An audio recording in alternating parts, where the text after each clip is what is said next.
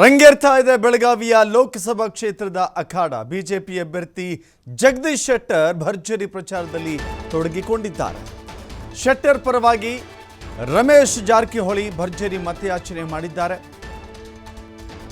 ಬೆಳಗಾವಿ ಲೋಕಸಭಾ ಕ್ಷೇತ್ರದ ವ್ಯಾಪ್ತಿಯ ಗೋಕಾಕ್ ವಿಧಾನಸಭಾ ಕ್ಷೇತ್ರದಲ್ಲಿ ಜಗದೀಶ್ ಶೆಟ್ಟರ್ ಮತಬೇಟೆ ಮಾಡ್ತಾ ಇದ್ದಾರೆ.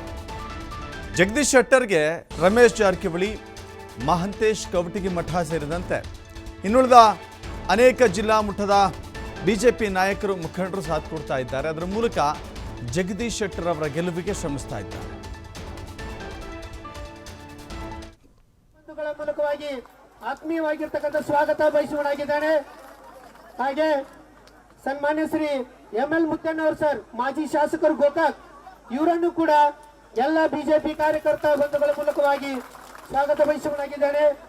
ಹಾಗೆ ಶ್ರೀ ಸುಭಾಷ್ ಪಾಟೀಲ್, ಅಧ್ಯಕ್ಷರು ಬಿಜೆಪಿ ಗ್ರಾಮಾಂತರ ಜಿಲ್ಲೆ ಬೆಳಗಾವಿ, ಅವರನ್ನು ಕೂಡ ಎಲ್ಲ ಕಾರ್ಯಕರ್ತ ಬಂಧುಗಳ ಮೂಲಕವಾಗಿ ಸ್ವಾಗತ ಬಯಸುವನಾಗಿದ್ದೇನೆ.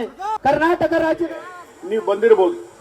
ಬಹಳ ಬೃಹತ್ವಾದಂತ ಕಾರ್ಯಕ್ರಮ, ಲಕ್ಷಾಂತರ ಜನ ಅಲ್ಲಿ ಸೇರಿದ್ರು. ನಾವೇನು ನಿರೀಕ್ಷೆ ಮಾಡಿದ್ವಿ ಅದಕ್ಕಿಂತ ದೊಡ್ಡ ಪ್ರಮಾಣದಲ್ಲಿ ಇವತ್ತು ಬೆಳಗಾವಿಯ ಕಾರ್ಯಕ್ರಮ ಆದ್ಮೇಲೆ ಕಾಂಗ್ರೆಸ್ ಪಕ್ಷದವರಿಗೆ ನಡುಕ ಸ್ಟಾರ್ಟ್ ಆಗಿದೆ.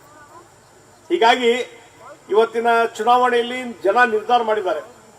ದೇಶದ ಸುಭದ್ರತೆ, ದೇಶದ ಸಂರಕ್ಷಣೆ, ಜನರ ಸಂರಕ್ಷಣೆ, ದೇಶದ ಮುಂದಿನ ಭವಿಷ್ಯ ಇವೆಲ್ಲ ನೋಡಿದಾಗ ಇವತ್ತು ಬಲಾಢ್ಯವಾದಂತ ಗಟ್ಟಿಮುಟ್ಟಾದಂತ ಒಂದು ಸಮರ್ಥವಾದಂತ ನಾಯಕ ಬೇಕು ದೇಶಕ್ಕೆ. ಆ ನಾಯಕ ಯಾರು? ಆ ನಾಯಕ ನರೇಂದ್ರ ಮೋದಿ. ಈಗಾಗಲೇ 10 ವರ್ಷದ ಉತ್ತಮ ಆಡಳಿತ ಕೊಟ್ಟಿದ್ದಾರೆ.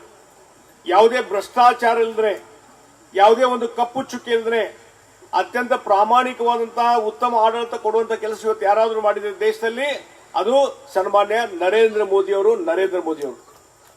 10 ವರ್ಷದ ಉತ್ತಮ ಸರ್ಕಾರ ನಮ್ಮ ಕಣ್ಣು ಮುಂದಿದೆ. ಅವರು ಮಾಡಿದಂತ ಕೆಲಸ ಕಾರ್ಯಗಳು ನಮ್ಮ ಕಣ್ಣು ಮುಂದಿದ್ದಾವೆ. ಆದ್ರೆ ಇವತ್ತು ಕಾಂಗ್ರೆಸ್ ಪಾರ್ಟಿ ಇವತ್ತು ಮೊಸರಲ್ಲಿ ಕಲ್ಲು ಹುಡುಕುವಂತ ಕೆಲಸ ಮಾಡ್ತಾರಲ್ಲ, ಹಾಗೆ ಬೆಳಗಿನ ಸಾಯಂಕಾಲ ಮೋದಿಯವರು ಟೀಕೆ ಟಿಪ್ಪಣಿ ಮಾಡುವಂತದ್ದು ನಡೆದ. ಇವತ್ತು ರಾಜ್ಯದ ಕಾಂಗ್ರೆಸ್ ಸರ್ಕಾರ, ಮುಖ್ಯಮಂತ್ರಿ ಸಿದ್ದರಾಮಯ್ಯ ಇರಬಹುದು, DK ಶಿವಕುಮಾರ್ ಇರಬಹುದು, ಬೆಳಗಿನ ಸಾಯಂಕಾಲ ಮೋದಿಯವ್ರನ್ನ ಟೀಕೆ ಮಾಡೋದು ಬಿಟ್ರೆ ಅವ್ರು ಬೇರೆ ಯಾವುದೇ ಕೆಲಸ ಇಲ್ಲ ಅಂತಂದು. ಕಾಂಗ್ರೆಸ್ ಸರ್ಕಾರ ಇದ್ದಾಗ ದೇಶಕ್ಕೆ ಯಾವುದೇ ಕೊಡುಗೆ ಕೊಡಲಿಲ್ಲ. ಆದ್ರೆ ಮೋದಿಯವರು ಬಂದ ಮೇಲೆ 10 ವರ್ಷದಲ್ಲಿ ದೀನರು, ದಲಿತರು ದಿನನಿತ್ಯ ನಾವು ನಮ್ಮ ಭಾರತದ ನೆಚ್ಚಿನ ಪ್ರಧಾನಮಂತ್ರಿ ನಮ್ಮ ನರೇಂದ್ರ ಮೋದಿ ಮಾಡುವಂಥ ಕಾರ್ಯವೈಖರ್ಯ, ಅವ್ರು ನಡೆಯುವಂಥ ರೀತಿ, ಅವರು ಮಾತಾಡೋದ ಶೈಲಿ ನಾವೆಲ್ಲ ನೋಡಿದ್ದೀವಿ.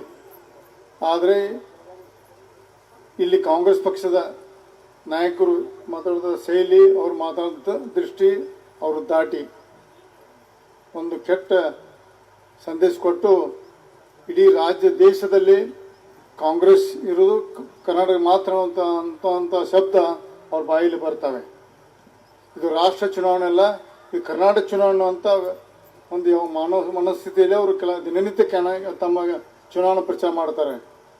ಯಾಕಂದ್ರೆ ಇಡೀ ರಾಷ್ಟ್ರದಲ್ಲಿ ಬರುವಂಥ ಕಾಂಗ್ರೆಸ್ ಪಕ್ಷ ಈಗಾಗಲೇ ಬರೀ 44-50 ಸೀಟ್ ಅವರು, ಈಗ ಭಾಳ 58 ಅವ್ರ ಪುಣ್ಯ. 50 ಸೀಟ್ ಬಂದ ಮೇಲೆ ಅವರು ರಾಷ್ಟ್ರದಲ್ಲಿ ಆಡಳಿತ ಮಾಡಕ್ಕೆ ಸಾಧ್ಯ.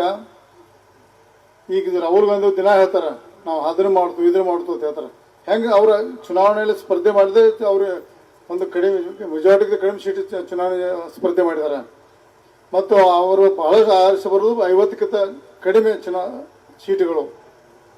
ಹೆಂಗೆ ಅವರು ಭಾರತದ ಪ್ರಧಾನಮಂತ್ರಿ ಆಗಕ್ಕೆ ಸಾಧ್ಯ ಅನ್ನೋದನ್ನು ಚಿಂತೆ ಮಾಡಬೇಕು. ಅದು ಸುಳ್ಳು ಪ್ರಚಾರಕ್ಕೆ, ಯಾಕೆ ದಿನನಿತ್ಯ ಸುಳ್ಳು ಹೇಳ್ಕೊತ ಅವರು ಕಾಂಗ್ರೆಸ್ ಪಕ್ಷದ ನಾಯಕರು ಹೇಳುವಂಥ ಒಂದು ಚುನಾವಣೆ ಜಾಸ್ತಿ ಅವ್ರ ಮಾತನ್ನು ಕೇಳದೆ ಭಾರತದ ಭದ್ರತೆಗೋಸ್ಕರ ಭಾರತ ಒಂದು ರಾಷ್ಟ್ರದ ಬರೀ ಇವತ್ತು ಮೋದಿಯವರು ಭಾರತ ನಾಯಕರಲ್ಲ, ವಿಶ್ವ ನಾಯಕರಾಗಿ ಬೆಳೆದಾರೆ. ಅವರು ವಿಶ್ವದ ಕೆಲವೊಂದು ನಾಯಕರಲ್ಲಿ ಅವರೊಬ್ಬರು